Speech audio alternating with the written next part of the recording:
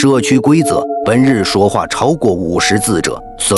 凌晨12点，小区喇叭突然响起，反复播放着上面这条规则。楼上邻居为表达不满，大声谴责恶作剧。可就在刚说满50个字的时候，他却突然停了，紧接着从6楼猛然坠下。这诡异的一幕直接吓住了整个小区。我的天！我刚想惊呼出声，却被一只大手捂住了嘴巴。转头一看，是我的合租室友小美。她一边比出晋升的手势，一边拿出手机疯狂敲字。没记错的话，加上之前的吐槽，你已经说了47个字了。而之前的广播的规定是本日说话超过50字者死。联想到邻居大哥的惨烈死相，我不禁浑身一颤，头皮发麻。我靠！小美急忙捂住我的嘴，重新敲了一行字。现在是49了。眼看事态紧急又诡异，我们急忙叫醒了另一个合租室友青青，她有严重的神经衰弱，必须戴着眼罩和耳塞入睡，因此哪怕刚才的广播和怒骂如此大声，也没能把她吵醒。起床之后的她忍不住小声呢喃，询问我们发生了什么。那你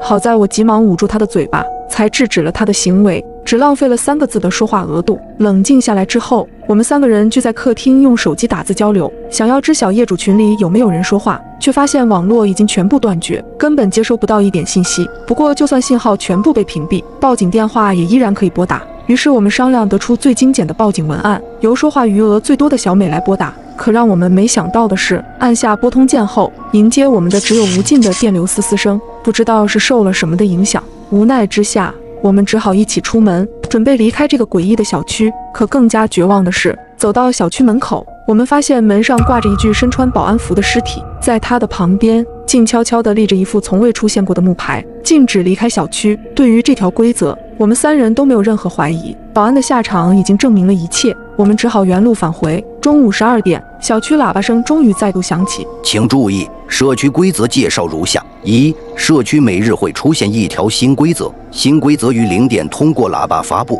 请务必严格遵守，否则当场死亡。2、每当新规则产生时，上一条规则自动失效。3、规则与规则之间不会重复。4、周边已布置高压电网，严禁离开社区范围。5、社区规则持续时间为10天，10天后所有规则结束，仍然存活者方可安全离开。听完规则，我忍不住长吐一口气，在手机上敲下文字。也就是说，这地方我们要待满10天。小美点了点头，没错，而且要经历10条不同的规则，一旦违反就会死，这实在是太危险了。轻轻挠了挠头，不能离开小区的话，食物岂不是也成了大问题？想到这里，我赶紧起身看了看冰箱，还好我和小美都有做饭的习惯，冰箱里备了不少食物，里面也还有很多，起码不会让我们3个人饿着。于是我回应道，食物够我们吃。小美却摇了摇头，小区里有这么多住户，天天点外卖的年轻人也不在少数，随着时间推移，一定会出现有人食物不足的情况。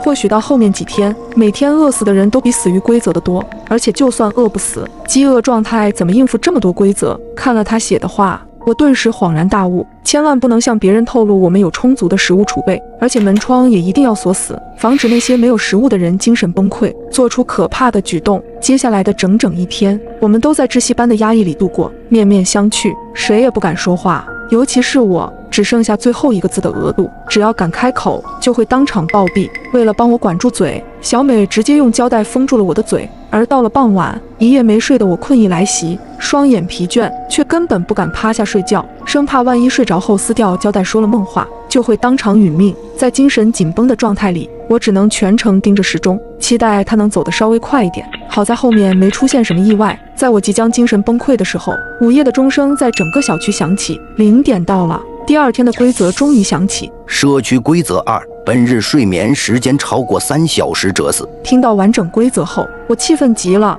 只想回家找妈妈。这规则是针对我的吧？精神紧绷整整1天，就等着规则刷新睡个好觉了。新规则居然限制睡眠，一股不忿的念头涌到心间，我终于忍不住撕掉嘴上的胶带，破口大骂起来。去你的狗屁规则！反正新规则产生之后，上一条规则就会自动废除。我现在不管说多少话都不会出事。可还没骂几句，喇叭里竟又传出了新的话语。小美急忙捂住我的嘴，示意我仔细倾听。请注意，社区原有人数600人，首日规则后存活531人。此言一出，我们3个都冷不丁打了个寒战。短短1天时间，小区里居然死了69个人。那第2条规则我们又该怎样度过呢？